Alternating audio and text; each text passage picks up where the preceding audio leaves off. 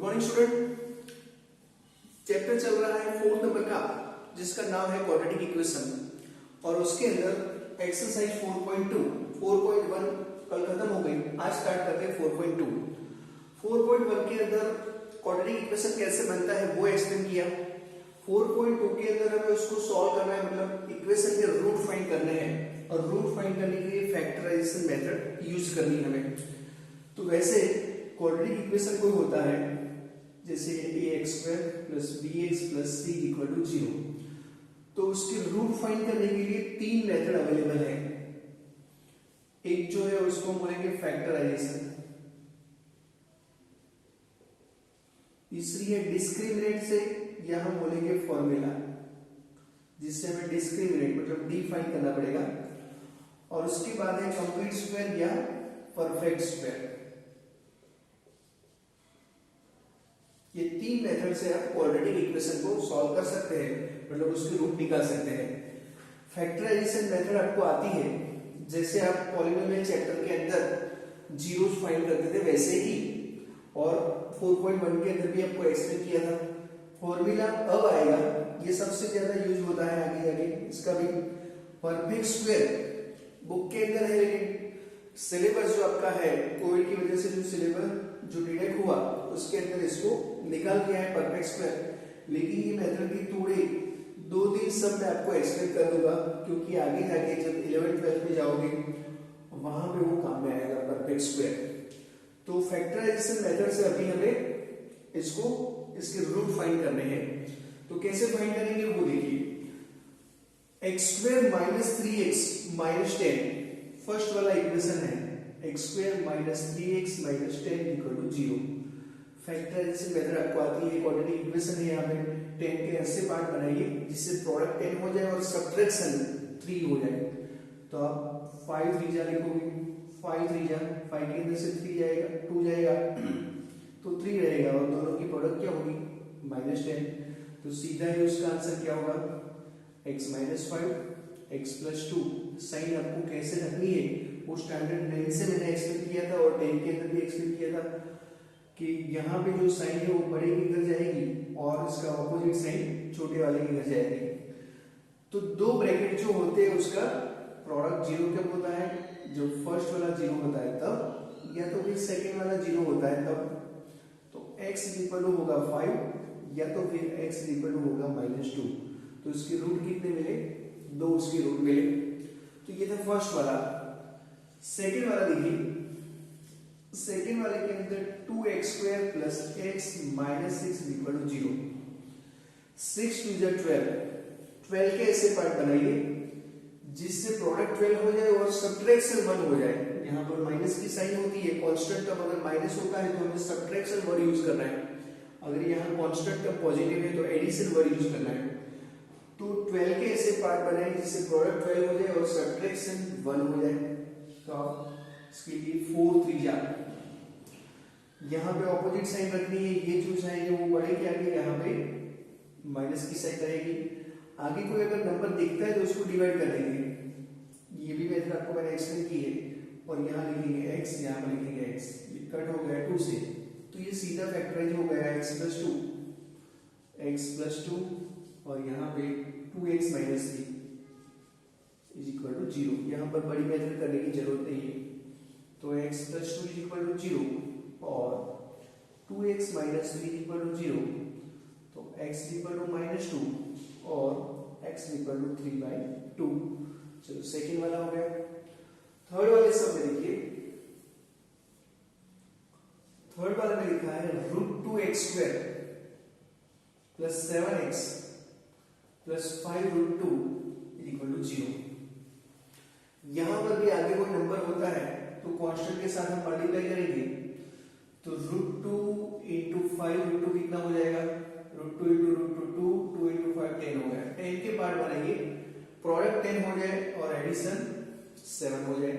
तो इसके लिए कौन से आप फैक्टर यूज करोगे, 5 2 यहाँ पे सब जगह पे प्लस है तो यहाँ रखेंगे प्लस।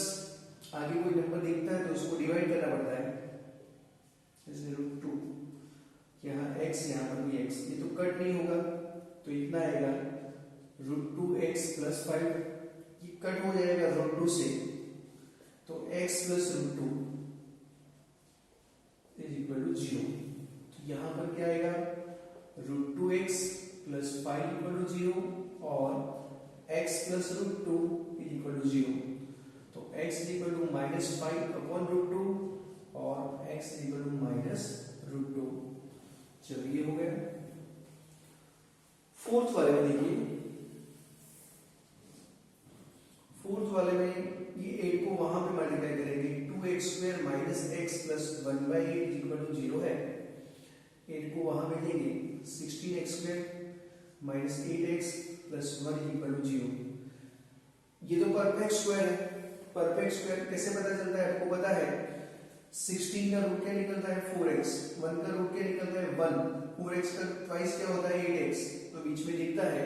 अगर कोई perfect square polynomial quadratic polynomial आपके पास है तो उसको सीधे कैसे फैक्टराइज करते थे, 4x minus 1 whole square equal to 0, मतलब 4x minus 1 is equal to 0 और 4x minus 1 is equal to 0।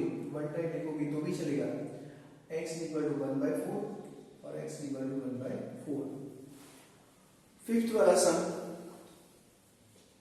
100 के ऐसे पार्ट बनाइए, ये भी परफेक्ट स्क्वायर, ये देख लीजिए 100 का रूट क्या निकलता है 10x, 1 का निकलता है 1, 10x का ट्वाइस क्या होता है 20x, 20x बीच में दिखता है। तो ये है परफेक्ट स्क्वायर। और परफेक्ट स्क्वायर का सीधा रूट कैसे निकालते हैं, फैक्टराइज कैसे करते हैं, ऐसे 10x साइन बीच वाली लास्ट वाला नंबर और उसका होल स्क्वायर। स्टैंडर्ड 8 के अंदर 9 के अंदर एक्सप्लेन किया हुआ है, पता है, इक्वल टू 0। तो यहाँ पर 10x माइनस 1 2 टाइम नहीं लिखोगी तो भी यहाँ पर चलेगा, तो 10x माइनस 1 इक्वल टू 0 और 10x माइनस 1 इक्वल टू 0, तो x इक्वल टू 1/10 और x इक्वल टू 1/10 लिख दीजिए।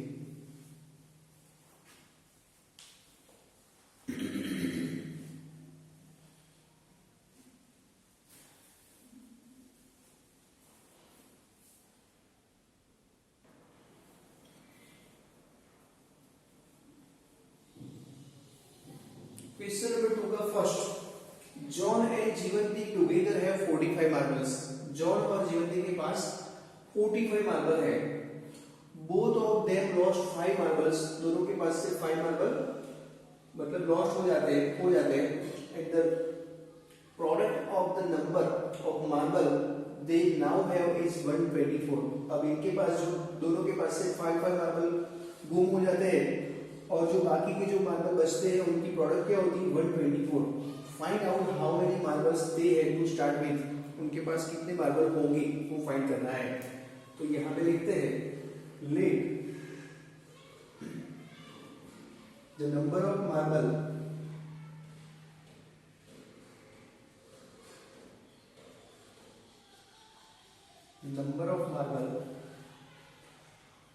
या तो फिर let John's get x marble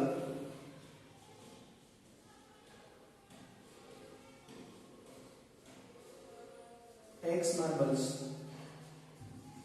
therefore Jivanti और जॉन दोनों के पास 45 थे।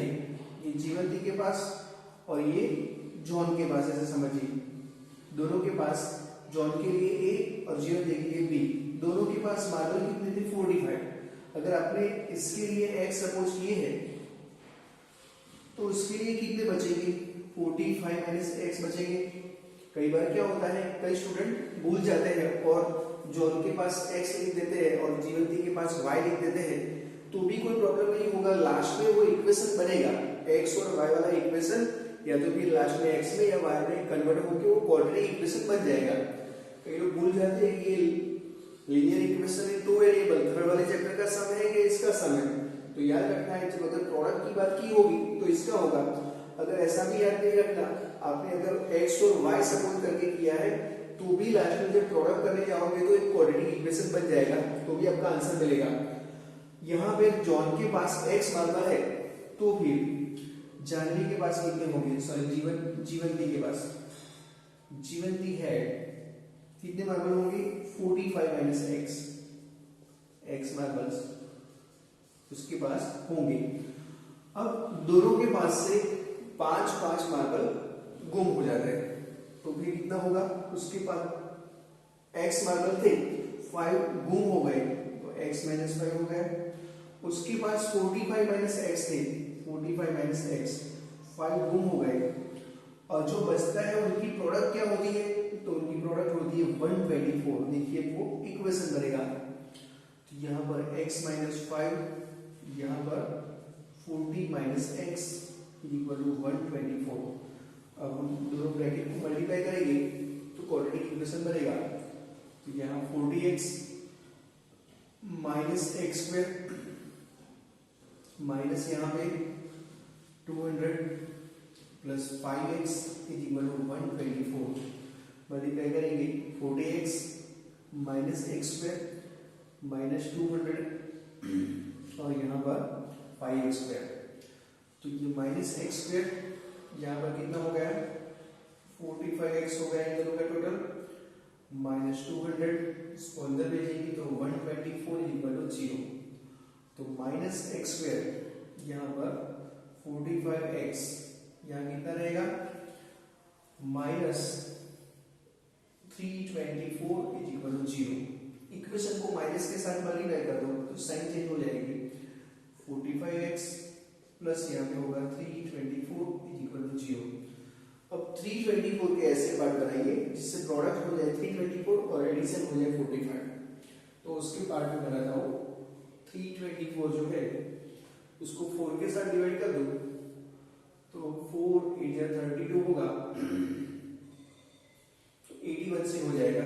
81 इंटू 4 दो पार्ट में लेंगे, हमें 45 लाना है, तो 45 लाना है तो यहाँ पे 9 9 लिख दो और यहाँ पर 2 2 लिख दो, तो भी नहीं होगा, तो उसके दूसरे रास्ते अपनाएंगे, यहाँ पे 73 लिखेंगे और यहाँ पर लिखेंगे 4, 27 3 और यहाँ पे 12। अब दोनों का चेक कर लीजिए, दोनों का एडिशन कितना होना चाहिए, 45, यहाँ पर 45 नहीं हो रहा, दूसरी पार्ट यहाँ पर लेंगे, इसको 9 3 कर दो और यहाँ पे 3 इंटू 4, तो ये 9, यहाँ पे कितना होगा, 3 3 9, 9 4 36 और 9, तो पार्ट मिल गए 36 और 9, तो x माइनस 36 और x माइनस 9 इक्वल टू 0, तो x माइनस 36 इक्वल टू 0 या तो फिर x माइनस 9 इक्वल टू 0, तो कितना होगा यहाँ पर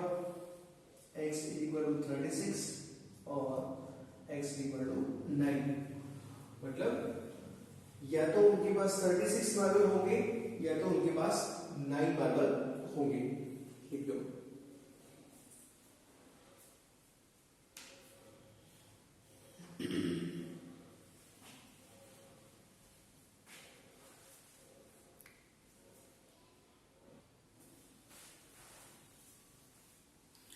क्वेश्चन नंबर 2 का सेकंड नंबर का सम, a cottage industry produce a certain number of toys in a day, मतलब एक इंडस्ट्री है वो एक दिन में सर्टेन टॉय प्रोड्यूस करती है, हमें नहीं पता है तो हम सपोज कर देंगे x।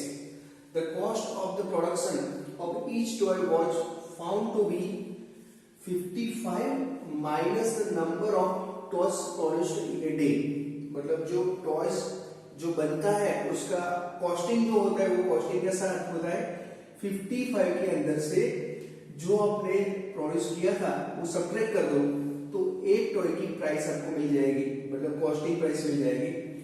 उसके बाद लिखा है on particular day the total cost of a production was 750, मतलब एक दिन जो कॉस्ट थी वो कितनी थी, 750 थी। Find out of the number of the toys produced on that day, उस दिन कितने टॉय बनाए होंगे, तो कितने टॉय बनाए होंगे वो नहीं पता है तो हम सपोज कर देंगे x। Let the toys produced, late the number of toys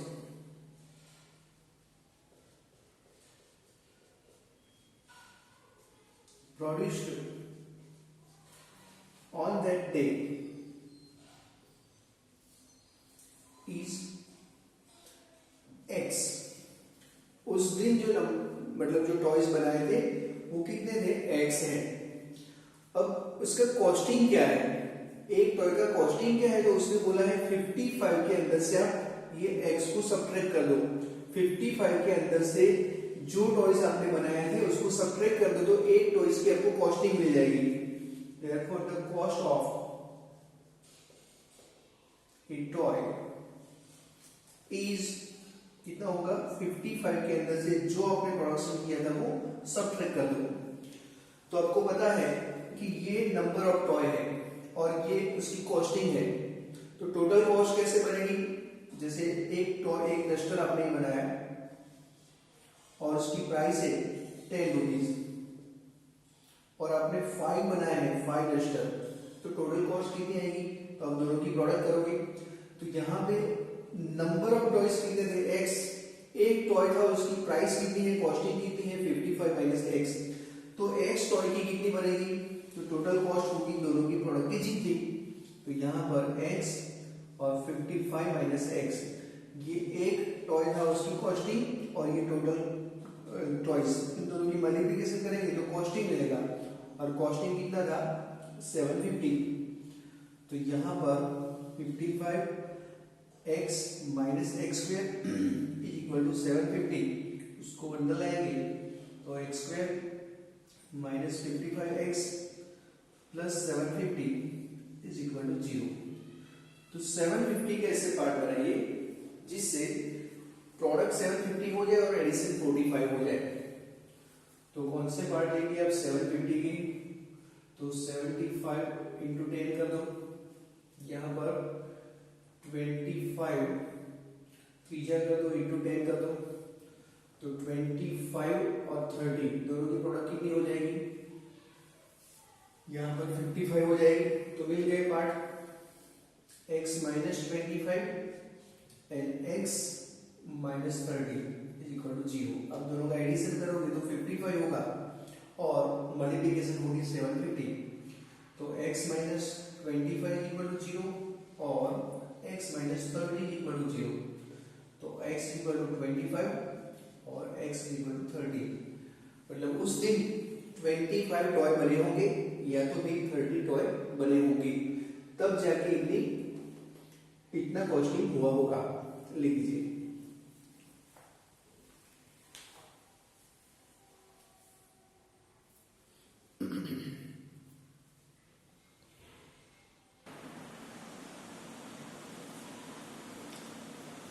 question number 3, find two numbers whose sum is 27। दो नंबर आपको फाइंड करना है जिसका सम 22 होना चाहिए और उनकी प्रोडक्ट 182।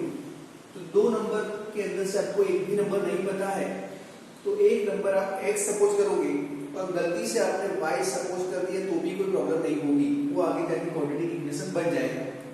जैसे मैं आपको x और y दोनों भी सपोज करके यहाँ पे एक्सप्लेन करता हूँ, वैसे क्वाड्रेटिक इक्वेशन के अंदर कोई भी एक वेरिएबल सपोज करते तो हो जाता है, लेकिन एग्जाम में गलती से अगर आपने दो वेरिएबल सपोज कर दिए तो भी कोई दिक्कत नहीं। तो कैसे देखिए, तो यहाँ पे लिखते हैं let one number is x and the other is y। वैसे एक ही वेरिएबल सपोज करने का होता है, लेकिन एग्जाम में आपको पता नहीं चलता है कि ये क्वाड्रेटिक इक्वेशन का है कि लीनियर इक्वेशन में दो वेरिएबल का है, क्योंकि लीनियर इक्वेशन में दो वेरिएबल के अंदर आप x और y दोनों वेरिएबल सपोज करते थे। आपने गलती से दोनों सपोज कर दिए तो भी कोई दिक्कत नहीं होगा। देखिए कैसे, इसका टोटल कितना होता है 27, तो x प्लस y इक्वल होता है 27 और उनकी प्रोडक्ट कितनी होती है 182, x y इक्वल होता है 182। अब आप ये x प्लस y लिखा है, उसमें से या तो x को या तो y को सब्जेक्ट बनाइए, तो y को मैं सब्जेक्ट बनाता हूँ तो 27 माइनस x होगा। ये जो y का वैल्यू है उसमें पुट करेंगे, xy इक्वल टू 182 था, जहां पर आपको x दिखता है वहां पे 27 माइनस x लिखना है 182। देखिए ये आगे जाके क्वाड्रेटिक इक्वेशन बन गया, 27x minus x square equal to 182। इसको उस साइड लाएंगे तो x square minus 27x plus 182 equal to 0। और 182 के ऐसे पार्ट बनाइए जिससे प्रोडक्ट हो जाए 182 और एडिशन हो जाए 27। तो 182 के पार्ट बनेंगे 91 into 2, यहाँ पे 13 इंटू 7 इंटू 2, ये 13 और ये 14, 13 और 14 एडिशन कितना हो गया 27। तो x माइनस 27, x माइनस 14 13 और x माइनस 14 इक्वल टू 0। तो x माइनस 13 इक्वल टू 0 या तो फिर x माइनस 14 इक्वल टू 0। तो फिर क्या होगा, x इक्वल टू 13 होगा या तो फिर x इक्वल टू होगा 14। अगर x का वैल्यू 13 होगा तो y का कितना होगा 14 होगा। अगर x का 14 लेंगे तो y का कितना होगा 13। तो नंबर कौन सा होंगे 13 एंड 14 होंगे। तो ये हो गया क्वेश्चन नंबर 3, लिख दीजिए। फिर चलते हैं क्वेश्चन नंबर 4 में।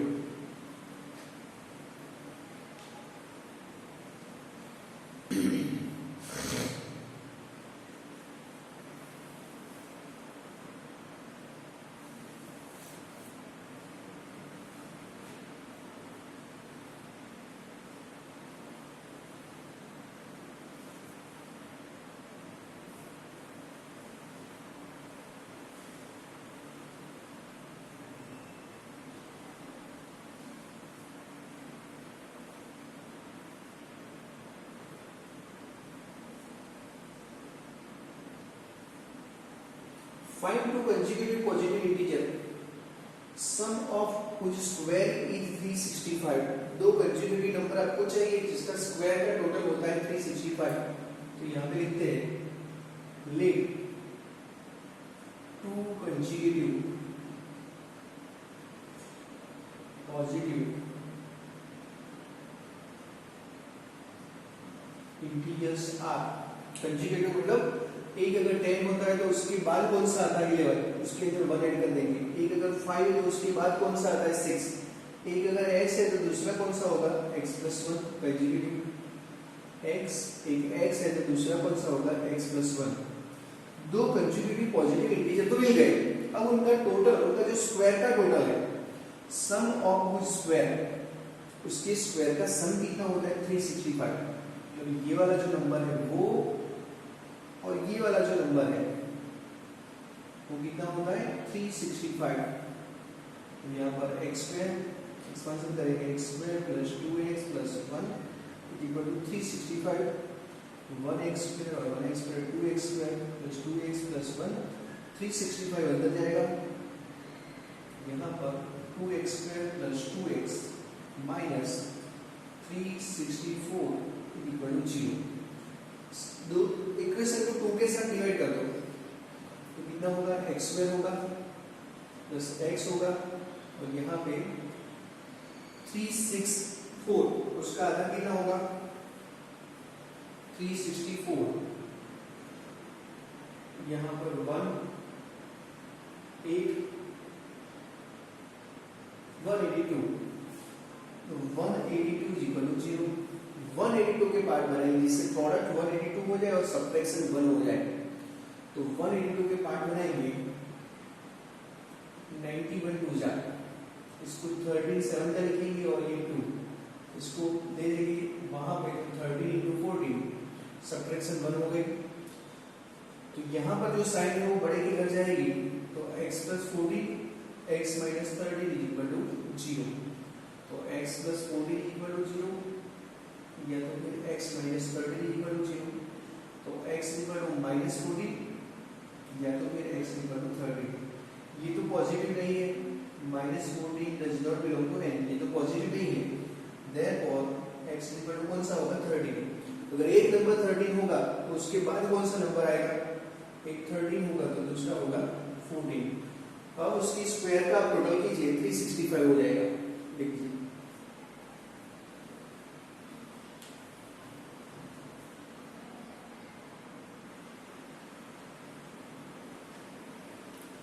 Question number 5, the altitude of A right angle triangle. तो ये हमने यहाँ पे ड्रॉ कर दिया राइट एंगल ट्रायंगल जिसका नाम है ABC। एंगल B को रखते हैं 90 डिग्री, राइट एंगल ट्रायंगल है। देखेंगे let in triangle ABC angle B equal to 90 degree. AC क्या बनेगा, हाइपो बनेगा। उसके बाद क्या बोला है, the altitude of A right angle triangle. अब राइट एंगल ट्रायंगल के अंदर इसको आप अल्टीट्यूड मानेंगे तो ये बेस होगा और इसको बेस मानेंगे भी अल्टीट्यूड होगा। तो ये सपोज अल्टीट्यूड है और ये बेस है, दोनों परपेंडिकुलर है इसीलिए। तो इसमें क्या बोला है, जो अल्टीट्यूड है वो 7 सेंटीमीटर लेस है देन इट्स बेस। तो हम बेस की लेंथ नहीं पता है तो x सपोज कर देते हैं और जो अल्टीट्यूड है वो 7 सेंटीमीटर लेस है, उससे 7 सेंटीमीटर कम है और हाइपो दिया हुआ है 13 सेंटीमीटर। इतना है आपके पास। Find other two side, but आपको बाकी की दो साइड फाइंड करनी है। तो यहां पे लिखेंगे let base BC is equal to x centimetre, therefore AB is equal to x minus 7 centimetre. AC तो आपके पास हाइपो तो बोला है 13 है। अब क्या करेंगे, पाइथागोरस का थ्योरम।